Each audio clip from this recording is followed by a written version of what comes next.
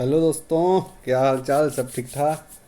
तो बहुत बहुत स्वागत है आप सबका एक बार फिर से विंग से उड़ान के यूट्यूब चैनल में। तो दोस्तों, आज जो हम इम्पॉर्टेंट कंपोनेंट है जो हम स्टार्ट करने वाले हैं, that is MCQs on JNK reorganisation act 2019। दोस्तों, स्टार्ट करने से पहले मैं आपको एक बहुत बड़ी अनाउंसमेंट करना चाहता हूँ रिलेटेड टू आवर कोर्स। तो बात यह है कि हमने अकाउंटेंसी का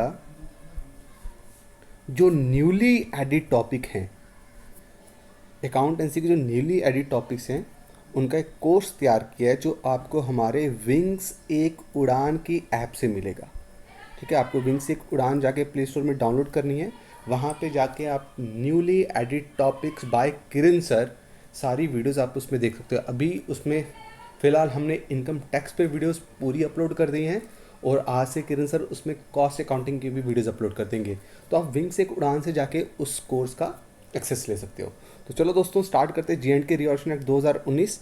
अच्छा दोस्तों, आज से एक और चीज़ इंपॉर्टेंट अनाउंसमेंट, जो GS का कंपोनेंट है, ठीक है, जो इंडियन रिवर्स था उससे आगे कंटिन्यू का आज एक वीडियो इंडियन रिवर्स पे आ जाएगी, और क्लाइमेट ऑफ इंडिया की भी आपको अब वीडियोस मिलना स्टार्ट कर देगी। और मैं आपको गारंटी देता हूँ सबसे बेस्ट मटेरियल और सबसे बेस्ट वे से पढ़ाया जाएगा आपको क्लाइमेट ऑफ इंडिया। ठीक है दोस्तों, तो चलो पहला क्वेश्चन स्टार्ट करते हैं related to your JNK reorganisation act 2019। तो अगर आप देखेंगे, पिछली बार जब इंस्ट्रूमेंट ऑफ एसेशन या आर्टिकल 370 के बारे में हम पढ़ते थे, तो बड़ी बार पूछा हुआ है कि भाई इंस्ट्रूमेंट ऑफ एसेशन कौन सी डेट को साइन किया गया था। तो ये चीज़ें इंपॉर्टेंट हो जाती हैं। तो जो JNK रीऑर्गेनाइजेशन एक्ट 2019 है, ये कब एग्जीक्यूट किया गया, कब फोर्स में आया, कब इसको इम्प्लीमेंट किया गया? चार ऑप्शंस दिए हैं। क्या वो आंसर 30 अक्टूबर है, 31 अक्टूबर है, 30 सितंबर है कि 29 सितंबर है? दोस्तों, द आंसर इज 31 अक्टूबर 2019। ये सबसे पहला क्वेश्चन, वेरी इंपॉर्टेंट क्वेश्चन, याद रखिएगा। इस दिन को JNK रीऑर्गेनाइजेशन एक्ट 2019 इंप्लीमेंट हो चुका था। ठीक है, और इससे पहले क्वेश्चन आपको ऐसे पूछा जा सकता है कि JNK रीऑर्गेनाइजेशन जो एक्ट है वो बिल की फॉर्म में पहले कौन से हाउस में इंट्रोड्यूस हुआ था? तो वो इंट्रोड्यूस हुआ था कहाँ पे? राज्यसभा में। कौन सी डेट को? 5 अगस्त 2019। क्वेश्चन पूछा जा सकता है, 5 अगस्त 2019 को ये इंट्रोड्यूस हुआ था। ये भी क्वेश्चन पूछा जा सकता है कि कौन से मिनिस्टर ने राज्यसभा में इस बिल को इंट्रोड्यूस किया था? तो यार था मिनिस्ट्री ऑफ होम अफेयर्स, जिनका नाम है क्या? अमित शाह। ठीक है जी। उसके बाद अब 6 अगस्त को ये बिल कहाँ इंट्रोड्यूस हुआ था? लोकसभा में। और फाइनली 9 अगस्त 2019 को this bill receives the assent of president Ramnath Kovind. याद रहेगा जी दोस्तों, कोई प्रॉब्लम तो नहीं? तो ये इंप्लीमेंट कौन सी डेट को हुआ था? दैट इज 31 अक्टूबर 2019। ठीक है, तो पहला क्वेश्चन ये हो गया। चलते हैं दूसरे क्वेश्चन में। बोल रहे कौन सा ऐसा सेक्शन है JNK रीऑर्गेनाइजेशन एक्ट 2019 का जो डील करता है बजट के साथ? किसके साथ डील करता है? बजट के साथ। तो दोस्तों, बजट बहुत सिंपल है। Budget is basically financial statement. क्या होती है?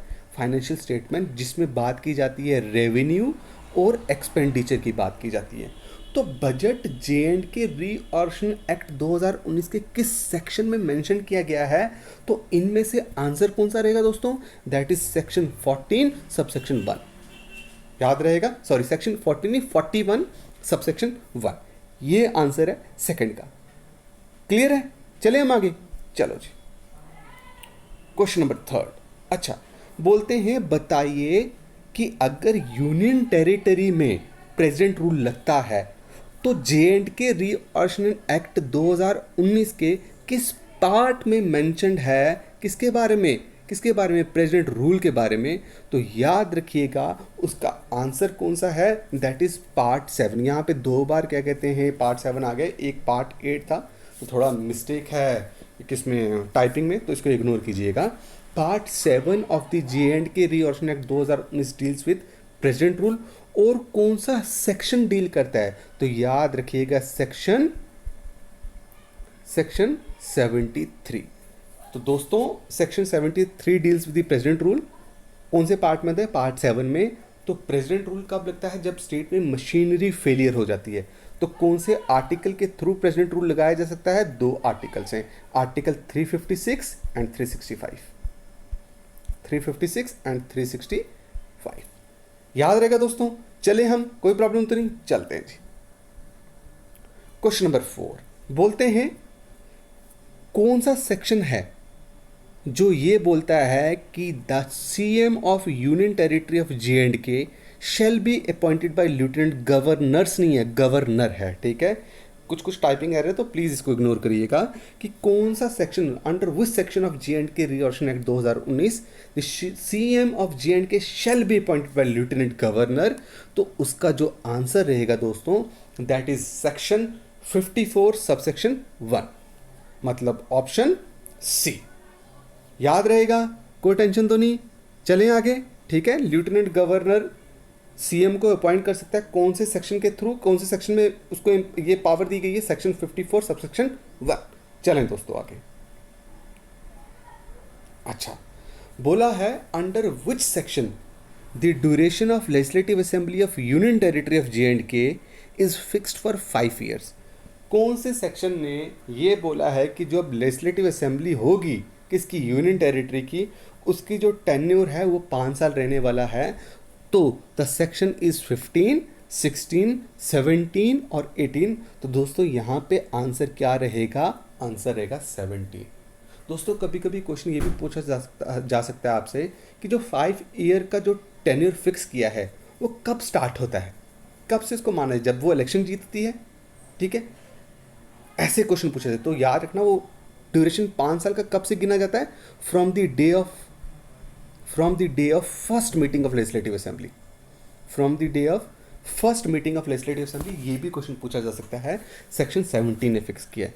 दोस्तों अगर मैं आपको बताऊं तो इससे पहले जे.एंड.के यूनियन टेरिटरी बनने से पहले जब जे.एंड.के स्टेट थी तो जे.एंड.के ही इकलौती स्टेट थी जिसमें लेजिस्लेटिव असेंबली की ड्यूरेशन 6 ईयर्स थी।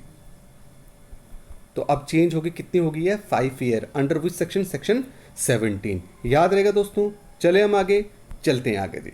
अब बोलते हैं इसमें से कौन सा सेक्शन है, गिवन जितने भी हैं ऑप्शंस, उसमें से कौन सा सेक्शन है जिसमें क्या कर दिया है, यूनियन टेरिटरी में जो एक लेजिस्लेटिव काउंसिल है उसको एबॉलिश कर दिया है। तो वो कौन सा सेक्शन है? क्या सेक्शन 57 है, क्या सेक्शन 56 है, क्या सेक्शन 58 है कि 59 है? तो आंसर दोस्तों इसका जो रहने वाला है दैट इज सेक्शन 57 सबसेक्शन 1, मतलब ऑप्शन क्या रहेगा उसका? ए। मतलब अब जे.एंड.के में यूनिकैमरलिज्म है कि बाइकैमरलिज्म? मतलब जे.एंड.के में सिर्फ क्या है अब? सिंगल हाउस है। सिंगल हाउस मतलब क्या है? सिर्फ और सिर्फ लेजिस्लेटिव असेंबली है, मतलब लेजिस्लेटिव काउंसिल अब नहीं है। क्लियर हो गया। और लेजिस्लेटिव काउंसिल किस सेक्शन के अंदर एबॉलिश की गई है? Section 57 subsection 1। चलें दोस्तों आगे, चलो जी। अब बोलते हैं अकॉर्डिंग टू जे.एंड.के रिकॉग्निशन, दोस्तों रीऑर्गेनाइजेशन बिल 2019 एक्ट, बिल नहीं आएगा, एक्ट 2019, इंडियन पिनल कोड ने किसको रिप्लेस किया है क्रिमिनल मैटर्स को डील करने के लिए जे.एंड.के में?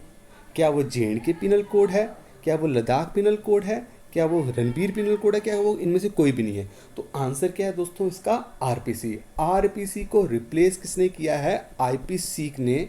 किसके साथ डील करने के लिए? जो भी क्रिमिनल मैटर्स हैं आपके जे.एंड.के में, ठीक है, उसके साथ डील करने के लिए। चलो दोस्तों आगे चलते हैं। आई होप आपको समझ आ रहा है, इंटरेस्ट आ रहा है, ठीक है। अब बोल रहे हैं कि भाई जो आपकी लेजिस्लेटिव असेंबली है, देखो ना, अगर एक लेजिस्लेटिव असेंबली है तो उस लेजिस्लेटिव असेंबली के जितने भी मेंबर्स होंगे हर किसी को मिनिस्ट्री नहीं मिलती है, ठीक है, हर किसी को मिनिस्ट्री नहीं मिलती है। उसके कुछ परसेंटेज ही क्या है, जो भी लेजिस्लेटिव असेंबली में पॉलिटिकल पार्टी पावर में आएगी, जिनको सबसे ज़्यादा वोट मिलेंगे, वो क्या करेगी? लेजिस्लेटिव असेंबली में मेजॉरिटी से क्या बनाएगी? सरकार बनाएगी, जो यूनियन टेरिटरी ऑफ जे.एंड.के के एडमिनिस्ट्रेशन के साथ डील करेगी। अब जो लोग जीतते हैं पॉलिटिकल पार्टी में, जितने भी लोग जीते, मेंबर जीते, हर कोई एमएलए मिनिस्टर नहीं बनेगा। तो उन कितने परसेंटेज लेजिस्लेटिव असेंबली के टोटल मेंबर्स में से कितने परसेंटेज काउंसिल ऑफ मिनिस्टर्स बनेंगे, ये पूछा है। तो आंसर दोस्तों इसका क्या रहने वाला है? That is 10%। कितना? 10%। कितना साइज रहेगा काउंसिल ऑफ मिनिस्टर का total members of legislative assembly को लेके? ओनली 10% ही लोग क्या बन पाएंगे, एमएलए क्या बन पाएंगे, मिनिस्टर्स बन पाएंगे, जिनको डिफरेंट पोर्टफोलियोज मिलेंगे, डिपार्टमेंट मिलेंगे। ठीक है, अब ये किस सेक्शन में बताया गया है, तो याद रखना ये किस सेक्शन में बताया। एक और क्वेश्चन बन गया इसके साथ, सेक्शन 53 सब सेक्शन 1। ठीक है दोस्तों, याद रहेगा। चलते हैं हम आगे क्वेश्चन पर। अब बोला है कि भाई यूनियन टेरिटरी ऑफ जे&के को कितनी सीट्स दी गई हैं लोकसभा में। मतलब पार्लियामेंट पे जो एक हाउस है दैट इज लोकसभा, वहाँ पे जे&के को कितनी रिप्रेजेंटेशन, कितनी सीट्स एलोकेट की गई हैं। तो याद रखिएगा उसमें लोकसभा में कितनी सीट्स एलोकेट करी गई हैं, 5।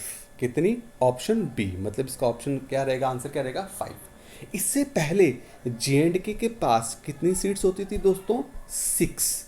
अब कितनी है, 5। तो एक सीट कहाँ चलेगी, यूनियन टेरिटरी ऑफ लद्दाख के पास चलेगी।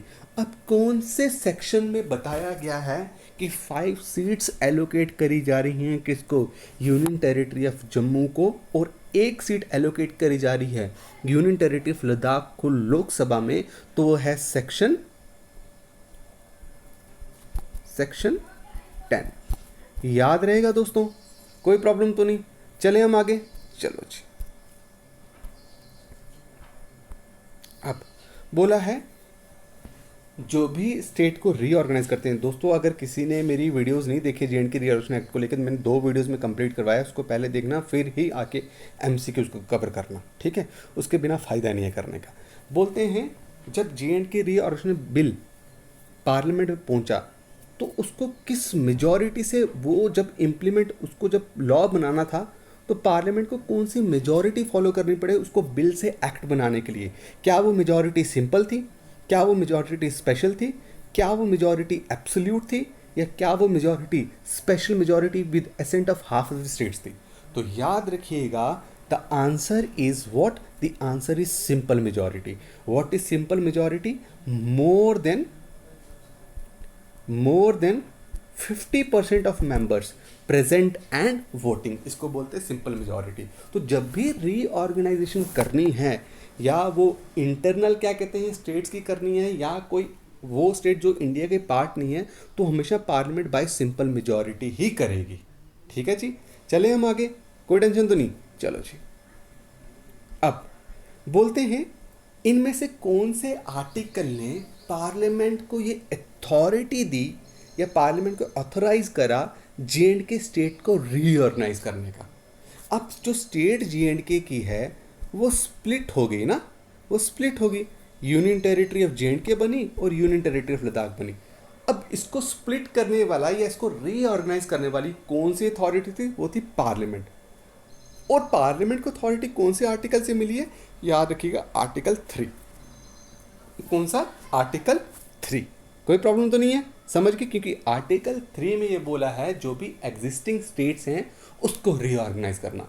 आर्टिकल 2 में क्या बोला है, जो स्टेट्स इंडिया का पार्ट नहीं है उसको रीऑर्गेनाइज करना है, उसको इन करना है, तो वो आर्टिकल 2 डील करता है।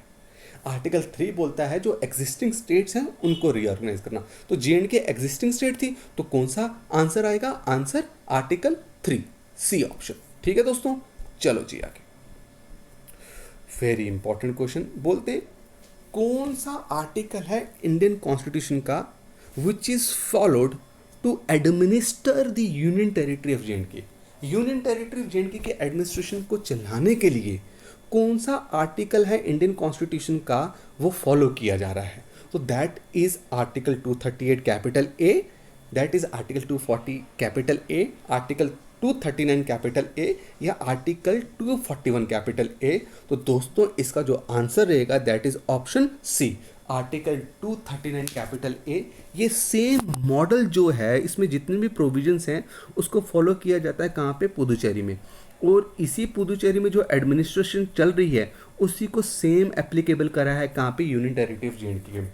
मतलब यूनियन टेरिटरी ऑफ जे&के की जितनी भी एडमिनिस्ट्रेशन हो रही है वो कौन से आर्टिकल के थ्रू हो रही है, इंडियन कॉन्स्टिट्यूशन के आर्टिकल 239 कैपिटल ए। ठीक है दोस्तों, चलो आगे।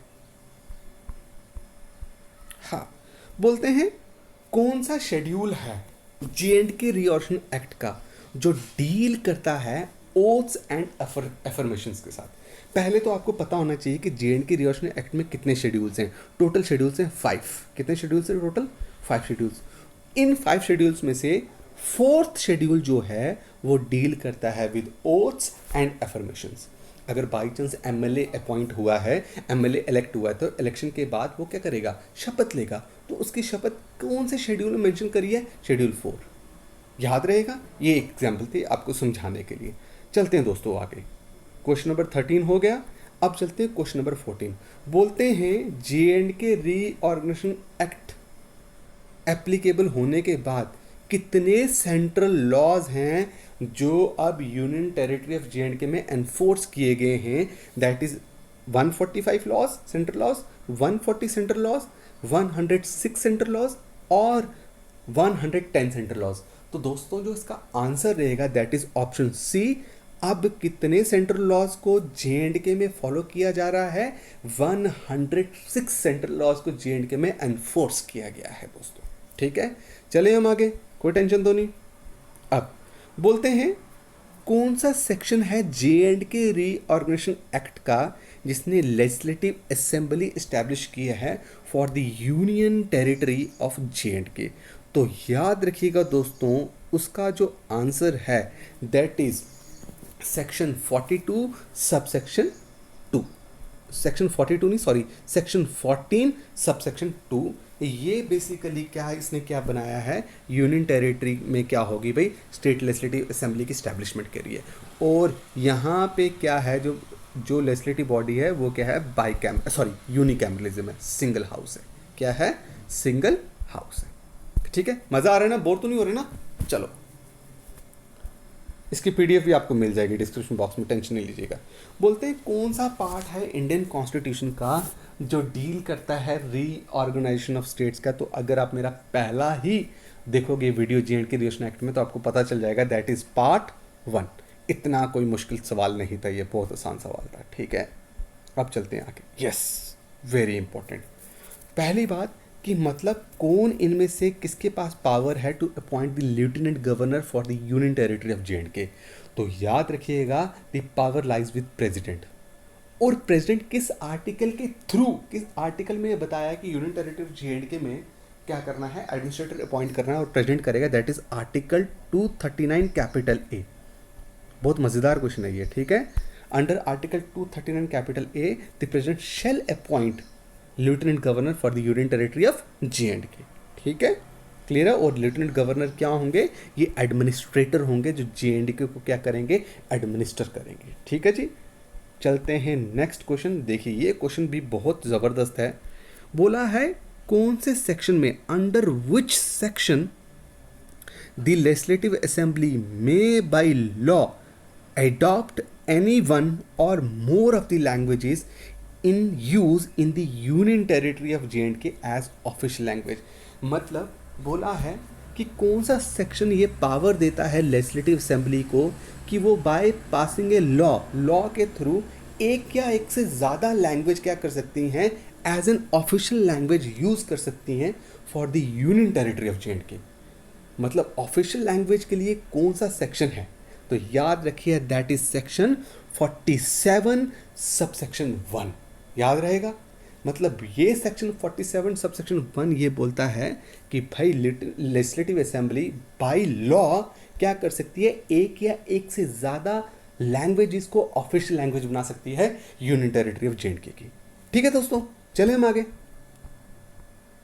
अब बोलते हैं कौन सा सेक्शन है J&K रीऑर्गेनाइजेशन एक्ट 2019 का जिसने फॉर्मेशन की यूनियन टेरिटरी ऑफ J&K की? तो वो याद रखिएगा वो सेक्शन है सेक्शन 4, ऑप्शन नंबर सी। और कौन से सेक्शन ने J&K रीऑर्गेनाइजेशन एक्ट 2019 ने फॉर्मेशन की यूनियन टेरिटरी ऑफ लद्दाख की? तो वो सेक्शन है सेक्शन 3। मतलब सेक्शन 3 ने फॉर्मेशन की किसकी? यूनियन टेरिटरी ऑफ लद्दाख की। और सेक्शन 4 ने फॉर्मेशन की यूनियन टेरिटरी ऑफ J&K। ठीक है दोस्तों, चलो जी आगे। हाँ, बोला है अभी यही क्वेश्चन मैंने ऊपर बताया था, इसको थोड़ा सा वापस घुमा दिया है कि भाई कौन से सेक्शन ने बोला है कि there shall be council of minister of not more than 10% of total number of members in the legislative assembly. ने आपको बताया था पहले तो कितने परसेंट ही काउंसिल ऑफ मेंबर्स बन सकते हैं टोटल मेंबर में से, 10%। और कौन सा सेक्शन है जो ये बोलता है, सेक्शन 53 सब सेक्शन 1। याद रहेगा, देखो ऊपर अलग है, नीचे क्वेश्चन को घुमा दिया है, तो कभी कभी क्वेश्चन घूम के आ जाता है, क्वेश्चन का मतलब वही है लेकिन हम समझ नहीं पाते हैं, ठीक है ना। तो इसको बड़े पेशेंटली आपको इसको करना है। अब वेरी इंपॉर्टेंट बोला है, कौन सा पार्ट है इंडियन कॉन्स्टिट्यूशन का, सॉरी J&K रीऑर्गेनाइजेशन एक्ट 2019 का, जो डील करता है किसके साथ, डीलिमिटेशन, किसके साथ डील करता है, डीलिमिटेशन ऑफ कॉन्स्टिट्यूएंसीज, ठीक है। अब इसमें कौन सा पार्ट है, याद रखना, part 5, option number C. Option number C deal करता है किसके साथ, डीलिमिटेशन ऑफ कॉन्स्टिट्यूएंसीज के साथ। नेक्स्ट क्वेश्चन देखते हैं। यस, बोलते हैं which among the following has the power to appoint advocate general of union territory of J&K, ठीक है। कौन है इनमें से, क्या प्रेसिडेंट है, क्या लेफ्टिनेंट गवर्नर है, क्या वो CM है, या lieutenant governor on the aid and advice of CM। तो दोस्तों उसका आंसर जो है याद रखिएगा आप, that is option B. Option B में lieutenant governor has the power to appoint advocate general. कौन है, highest law officer of union territory of J&K, उसको अपॉइंट करेंगे। अब कौन से पार्ट में ये बताया गया है, वो है पार्ट 9। याद रखिएगा आप, कौन सा है, पार्ट 9। कौन से सेक्शन में बताया गया है कि अपॉइंटमेंट लेफ्टिनेंट गवर्नर करेगा एडवोकेट जनरल की, तो याद रखना वो कौन सा है, सेक्शन 79 सब सेक्शन 1। तो दोस्तों ये कुछ था जो इम्पॉर्टेंट क्वेश्चंस थे MCQ से, जो मैंने J&K रीऑर्गेनाइजेशन एक्ट 2019 में लाए हैं। कुछ और भी MCQs होंगे, इसको बहुत टाइम लगा था मुझे बनाने के लिए। अब और भी MCQs अगर मैं बनाने में आऊँगा तो मुझे टाइम लगेगा। फ़िलहाल के लिए आप ये देखिए, इसका जो PDF है आपको डिस्क्रिप्शन बॉक्स में मिल जाएगा, ठीक है। आई होप आपने ये इन्जॉय किया है, ये सीरीज़ भी J&K रीऑर्गेनाइजेशन एक्ट की। एक और वीडियो में कोशिश करूँगा लाने की, इसको ज़्यादा से ज़्यादा शेयर करिए और सपोर्ट करिए। Thank you so much guys, thank you.